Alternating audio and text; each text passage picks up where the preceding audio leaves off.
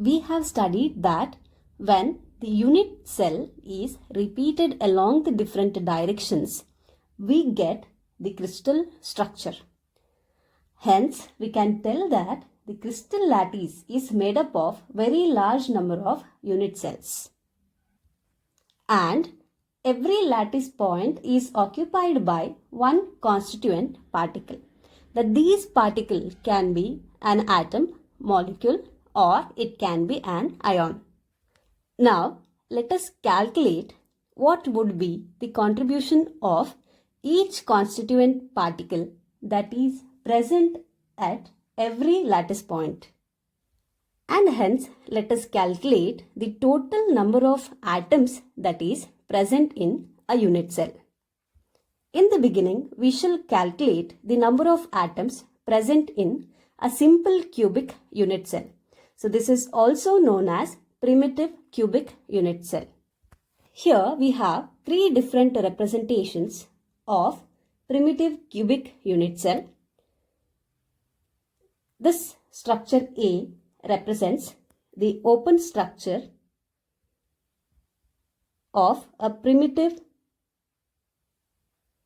cubic unit cell, and the structure B is known as the space filling structure.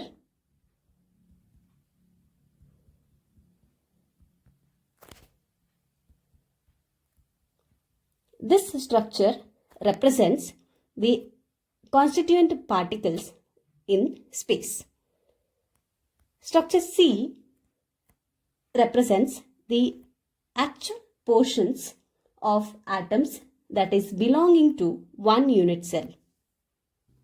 From all these different types of structure, we can easily tell that every constituent particle is present at the different corners of the simple cubic lattice.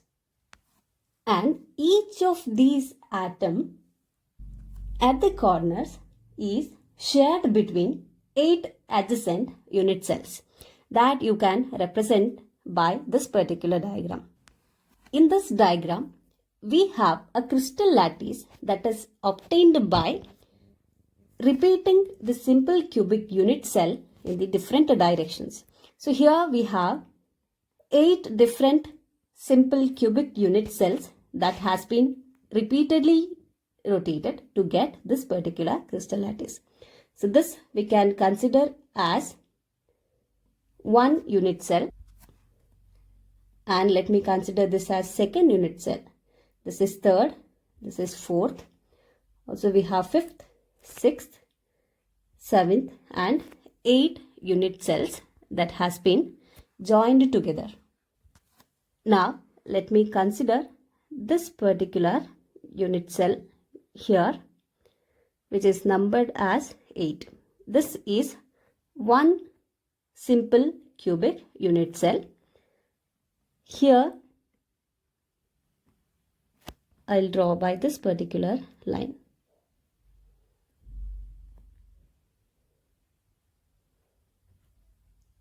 So in a simple cubic unit cell, constituent atoms are present only at the corners.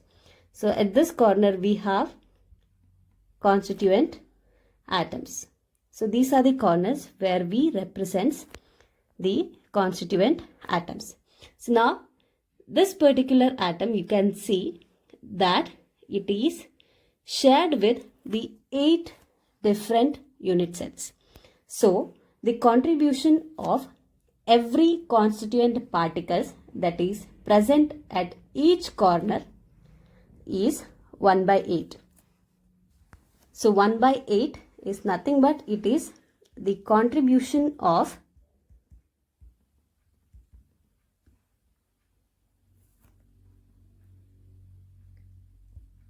each atom. It is 1 by 8. Altogether we have 8 atoms. So it is 1 by 8 into 8. 8 and 8 gets cancelled. So altogether we have 1 atom. So I can tell that a simple cubic unit cell or a primitive unit cell, it has 1 atom in it. The value or the contribution is 1 by 8 because the constituent particle that is present only at the corners and it is shared with 8 other unit cells. So its contribution is 1 by 8. In a cubic unit cell, we have 8 such constituent particles and therefore the total number of atoms is 1 by 8 into 8, which comes out to be 1.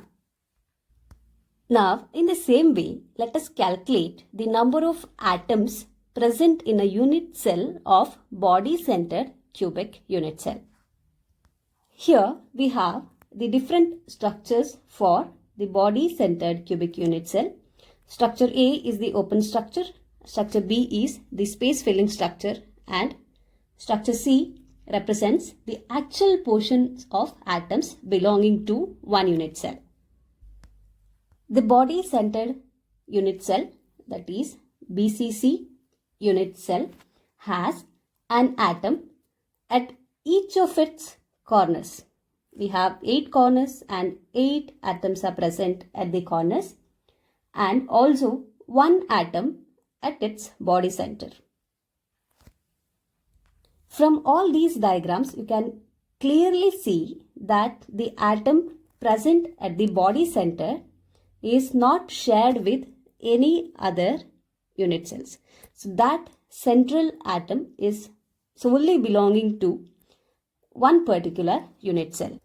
Thus, we can write 8 corners and the contribution of every atom at the 8 corners is 1 by 8. So, I can write 1 by 8 per the corner atom, and this comes out to be 8 into 1 by 8, a total of 1 atom.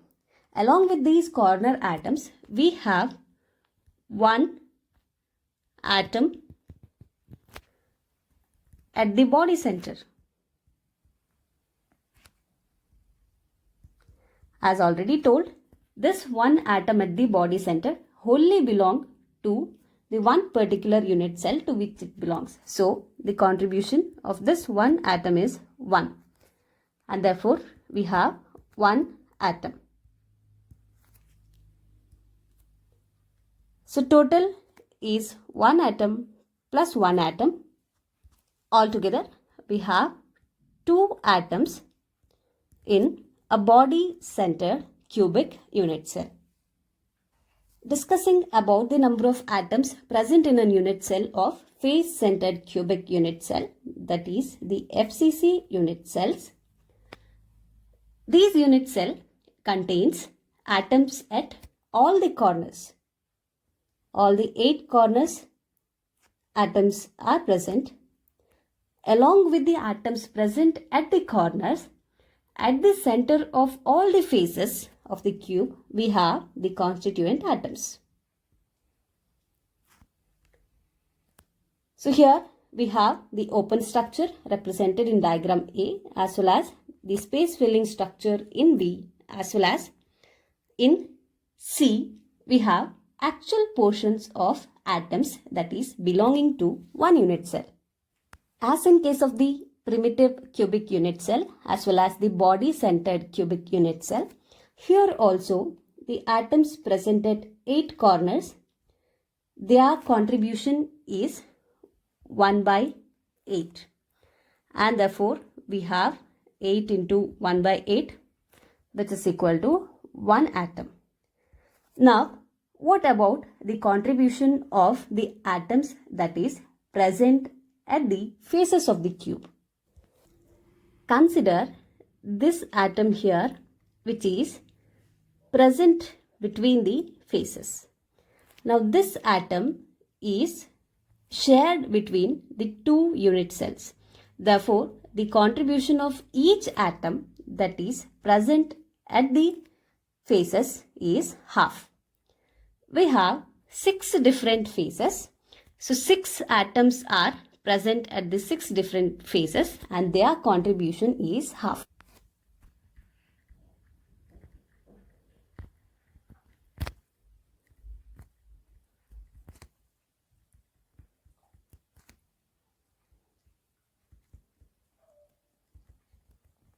and this comes out to be 6 into half, which is nothing but 3 atoms.